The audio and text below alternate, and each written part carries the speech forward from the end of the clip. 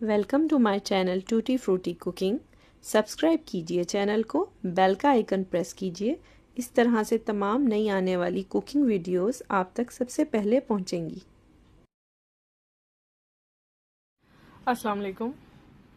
ये बहुत ही आसान फ्रेंच फ्राइज़ हैं। एक सिंपल मेथड है इसका, बहुत क्रिस्पी हैं। और इसके ऊपर मैंने जो स्प्रिंकल किया है वो थोड़ा साल्ट और चाट मसाला है। ये ज़रूर ट्राई कीजिएगा, आपको इंशाल्लाह बहुत पसंद आएंगे। इसकी रेसिपी देखते हैं अब चल के हम। आज मैं आपको जो तरीका बता रही हूँ वो मेरा अंदाज़ है फ्रेंच फ्राइज़ बनाने का। जैसे आप मार्केट में लेते हैं फ्रीज़ हुए हुए, इनको आप घर में भी करके रख सकते हैं। तो ये बहुत आसान है और मैंने काफ़ी सारी नेट पे भी इसकी जो रेसिपीज़ देखी हैं फ्रेंच फ्राइज़ की, वो ज़रा मुझे डिफ़िकल्ट लगती हैं। तो ये मेरा अपना मेथड है जिसको मैंने इजी वे में किया है। तो सबसे पहले तो आपने रेगुलर आलू ले लेने, मीडियम साइज के आलू हों, ज़्यादा बड़े ना हो और बहुत ज़्यादा छोटे भी ना हो। इनको आपने जैसे आपको पसंद है, थिन या थिक, आप उस तरह से इसको कट कर लें।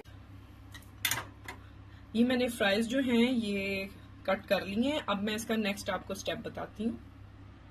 पानी बॉईल हो चुका है। अब मैं स्ट्रेट इसमें जो मेरे पोटैटोज हैं जिनको अच्छी तरह से धो लेना है और पानी इनका ड्रेन कर लेना है, और वो मैं अब इसमें ऐड कर दी है।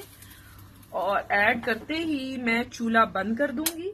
अच्छा, यहाँ पे एक टिप मैं आपको दे रही हूँ। अगर आप चाहते हैं कि आपके पोटैटोज जो हैं फ्रेंच फ्राइज हैं पहले से साल्टी हों, तो यहाँ पे आप जब पानी बॉईल करने रखेंगे तो ½ टी स्पून साल्ट ऐड कीजिएगा। मैंने नहीं किया क्योंकि मैं बाद में ऐड करूंगी।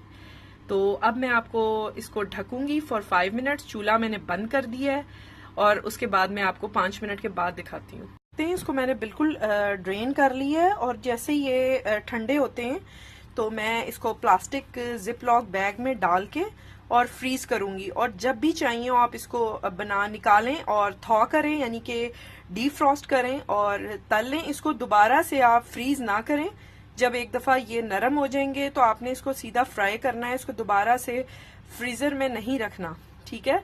उतने बैचेस बना के रख लें छोटे छोटे आप पैकेट्स में, जितना आपको जरूरत होती है या जो आपकी रिक्वायरमेंट होती है उसके हिसाब से। तो फाइनल लुक भी मैं आपको इसकी शेयर करूंगी फ्राई करने के साथ। ये मेरे फ्राइज हैं जो मैंने फ्रीज किए थे। अब मैं इनको थॉ करती हूँ और उसके बाद आपको फ्राई करके दिखाती हूँ। ये देखिए मैंने फ्रेंच फ्राइज अपने इसमें ऐड कर दिए हैं। और ये जो आप थोड़ा इसको फोमी सा देख रहे हैं, झाग देख रहे हैं, मैं नारियल का तेल इस्तेमाल करती हूँ।